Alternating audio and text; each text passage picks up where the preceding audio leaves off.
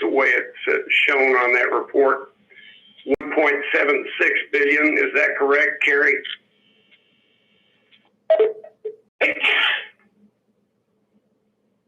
Yeah, looks like it's missing a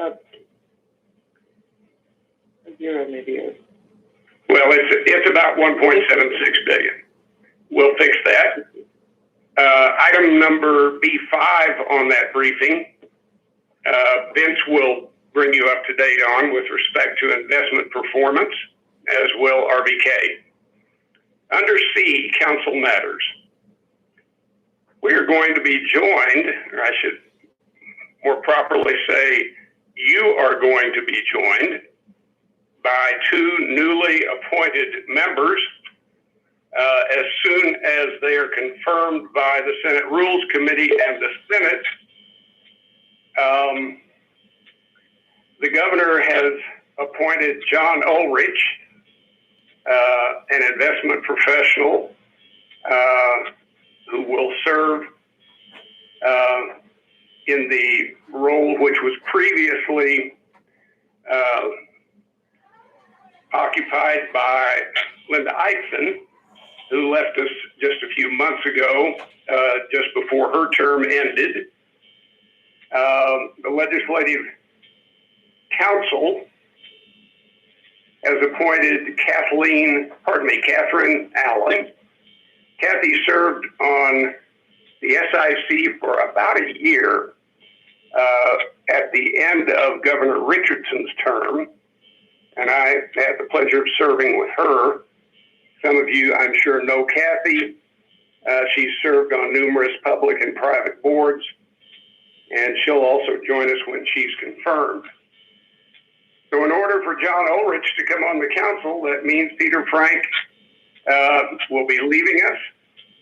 His term ended almost a year ago, and the new appointment has now been made. I think I'll reserve my comments regarding Peter's departure for the new business item at the end of the meeting, but we will be sorry to see Peter leave us. Item C3. We reserve some time on this agenda to give our well wishes for sure. Thank you. However you wish, Commissioner. Would you like to do it now, or would you like to do it later? No, we can do that during new business. And Member Frank, I'm not sure if you've got some remarks prepared, but we'd love to hear from you at that time as well. I'll be very brief. You've heard from me for 12 years, so I think you've heard enough.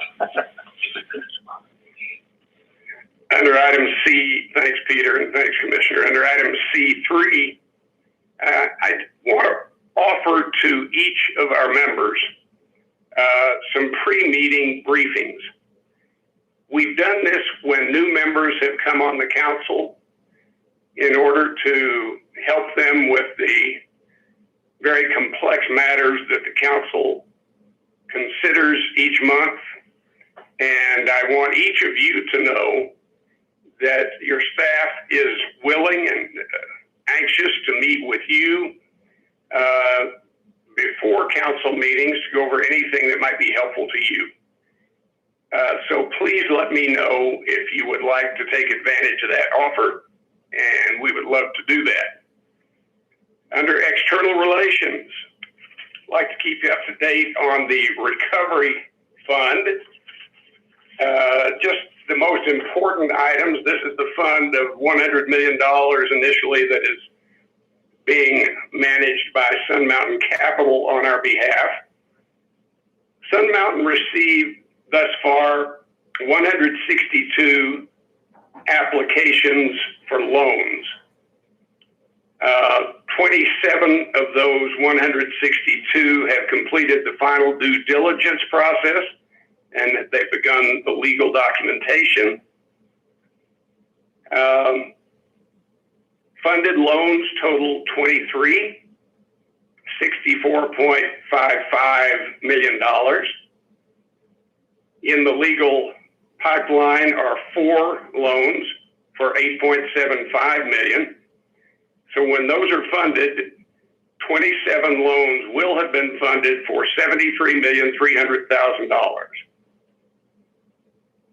It's important, I think, that we look at the geographic diversity of those loans, as we have in previous months, but it changes a bit.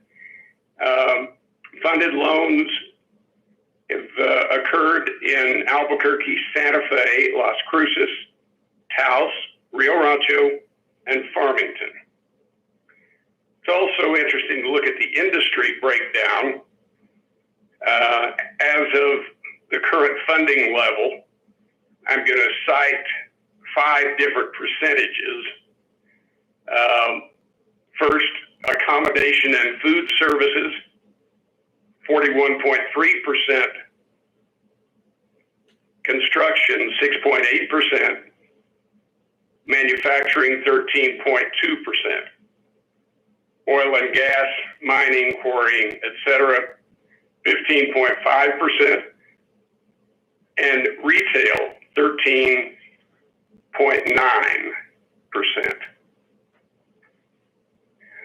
Madam Chair, I'm going to ask Charlie if he would give us an update on legislation